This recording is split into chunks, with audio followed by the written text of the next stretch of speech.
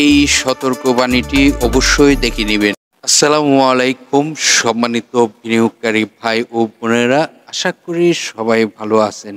মার্কেটের একটি স্টেবল খুঁজে পাচ্ছি না আমরা, নিশ্চয়ই আপনারা এই অবস্থানে রয়েছেন। আজকের ভিডিওর টপিকটি আপনারা ইতিমধ্যে ফলো করেছেন। দেখুন, আমি আজকে ইরেগুলার ভিডিও হচ্ছে কেন? কিছুটা আমি ব্যস্ততা থাকার কারণে, ব্যক্তিগত কাজে থাকার কারণে আপনাদেরকে ইরেগুলার ভিডিও দিচ্ছি। তবে চেষ্টা করব নিয়মিত ভিডিও দেওয়ার জন্য। মার্কেটের সার্বিক পরিস্থিতি খারাপ থাকার কারণে আমি নিজেও কিছুটা এই মার্কেট নিয়ে অসুস্থ হয়ে গিয়েছি। দেখুন, আপনাদেরকে তো একটি ভালো পরামর্শ দিতে হবে, কিছু তথ্য দিতে হবে, যে ভালো, যে আপনারা সবসময় যেন আমাদের পাশে থেকে এই সাপোর্টটি নিতে পারেন। কিন্তু মার্কেট আমরা অ্যানালাইসিস করি একরকম, হয়ে যায় আরেক রকম। দেখুন, এটিও কিন্তু আমাদের বোঝার রয়েছে। তো আজকের ভিডিওর টপিকটি ইতিমধ্যে আপনারা ফলো করেছেন।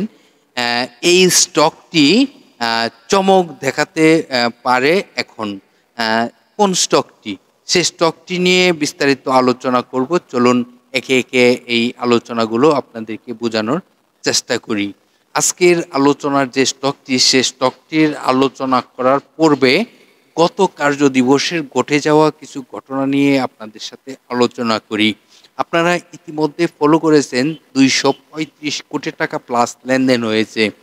ডিএসসি এক সূচক মাইনাস হয়েছে 10 পয়েন্টের মতো। আর এটি আমরা যদি দেখি যে দর বাড়ার তালিকায় থাকা শেয়ার সংখ্যাটি সেখানে কতগুলো ছিল? সেখানে ছিল 99টি স্টক, এবং দর হারার তালিকায় ছিল 210টি কোম্পানি। 81টি কোম্পানি যে প্রাইজে ওপেনিং হয়েছিল সেই প্রাইজে ক্লোজিং হয়েছে। আমরা ইতিমধ্যে ফলো করতে পারতেছি। আর আমরা যদি সেক্টরের দিকে তাকাই তাহলে দেখতে পারতেছি টেক্সটাইল সেক্টরটি ছিল প্রথম অবস্থানে, এবং টেক্সটাইল সেক্টরের 17টি স্টক ছিল দর বাড়ার তালিকায়।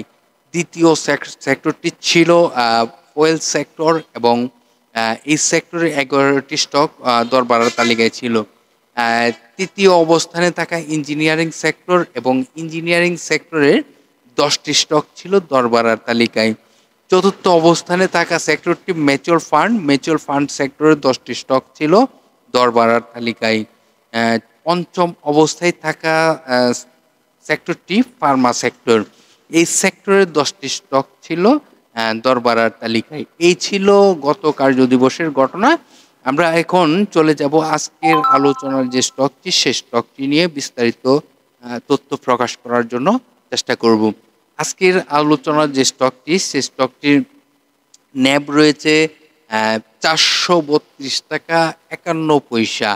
এই স্টকটি জুন ক্লোজিং একটি স্টক, এবং এই স্টকটি 3টি আর্থিক প্রতিবেদন প্রকাশ করা রয়েছে, যেখানে ফার্স্ট কোয়ার্টারে আয় ছিল 1 টাকা 98 পয়সা, সেকেন্ড কোয়ার্টারে আয় ছিল 2 টাকা 3 পয়সা, থার্ড কোয়ার্টারে আয় ছিল 62 পয়সা। এই কোম্পানিটি গত অর্থ বছরে 10% স্টক ডিভিডেন্ড দেয়, এবং 35% ক্যাশ ডিভিডেন্ড দেয়। এই স্টকটির টোটাল শেয়ার সংখ্যা রয়েছে 1,57,00,000, এবং পাবলিকের হাতে এই মুহূর্তে শেয়ার সংখ্যা রয়েছে 69 লক্ষর মতন।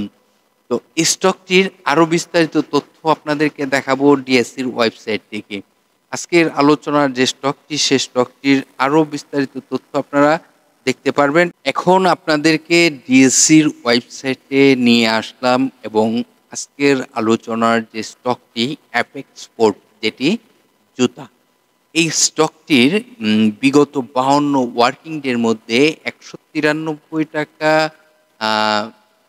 188 টাকা সর্বনিম্ন প্রাইজে আসে, এবং সর্বোচ্চ প্রাইস হয়েছিল 269 টাকা 10 পয়সা পর্যন্ত। এই স্টকটির আপনারা যদি ডিভিডেন্ড হিস্ট্রিটি দেখেন তাহলে চমৎকার তাদের ডিভিডেন্ড হিস্ট্রিটি। এটি ট্যানারি সেক্টরের একটি স্টক, এবং এই স্টকটি তাদের যে ডিভিডেন্ড, ক্যাশ ডিভিডেন্ডের দেওয়ার সংখ্যাটি ছিল বেশি, এবং স্টক ডিভিডেন্ডও দিয়ে থাকতো সামথিং। তো এই স্টকটি 1994 সালে রাইটও দেয়, যেটি দুইটাই একটি রাইট দেয়। এই কোম্পানিটি বাংলাদেশ পুঁজিবাজারে তালিকাভুক্ত হয় 1993 সালে। এই কোম্পানিটির শর্ট টাইম এবং লং টাইমের লোন যদি দেখি তাহলে দেখতেই পারতেছি শর্ট টাইমের জন্য বিগ একটি অ্যামাউন্ট লোন রয়েছে এবং শর্ট টাইমের জন্য লোন রয়েছে। এটি আপনারা দেখে নেবেন, কারণ একটি স্টকে যখন বিনিয়োগ করবেন এই বিষয়গুলো অবশ্যই নজর দেওয়া প্রয়োজন।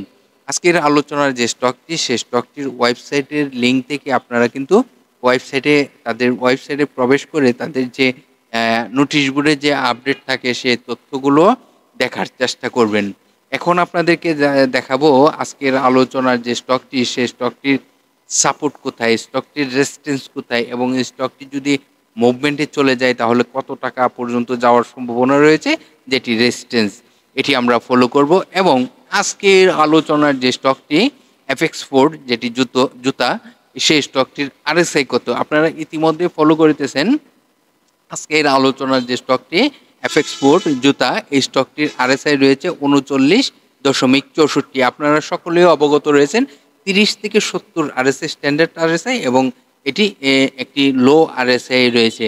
আজকের আলোচনার যে স্টকটি, সেই স্টকটির যদি আমরা সাপোর্ট খুঁজি তাহলে সাপোর্ট কিন্তু খুব কাছাকাছি এবং যেটি 195 টাকা 40 পয়সাতে গত কার্য দিবস ক্লোজিং হয়েছে। আর স্টকটির সাপোর্ট কিন্তু আমরা দেখতেই পারতেছি 190 টাকা প্লাসে রয়েছে এবং স্টকটি যদি এখান থেকে ভালো মুভমেন্টে যায় তাহলে তার একটি রেজিস্ট্যান্স রয়েছে, যেখানে এই রেজিস্ট্যান্সটি আমরা ফলো করতে পারি, যেটি 223 টাকা 10 পয়সা।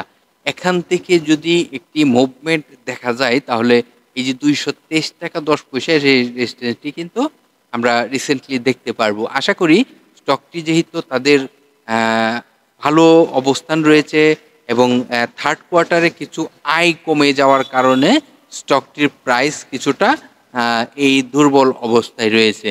আশা করি এই স্টকটি ভালো মার্কেটে একটি চমক দেখাবে।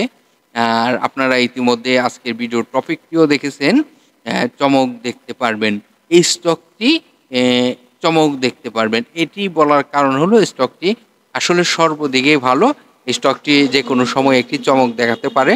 যদি আপনাদের ক্রয় করার মতন মন মানসিকতা থাকে তাহলে এই বিষয়গুলো অবশ্যই যাচাই বাছাই করে তারপর সিদ্ধান্ত নিতে পারেন। আজকের আলোচনার যে স্টকটির তথ্য আপনাদেরকে জানালাম, আশা করি আপনারা এই তথ্যগুলো পেয়ে কিছুটা হলো উপকৃত হবেন এবং ভিডিওটি আপনারা বিভিন্ন সোশ্যাল মিডিয়া প্ল্যাটফর্ম শেয়ার গ্রুপে যুক্ত রয়েছেন, শেয়ার করে অন্যদেরকেও শুনবার সুযোগ করে দিবেন।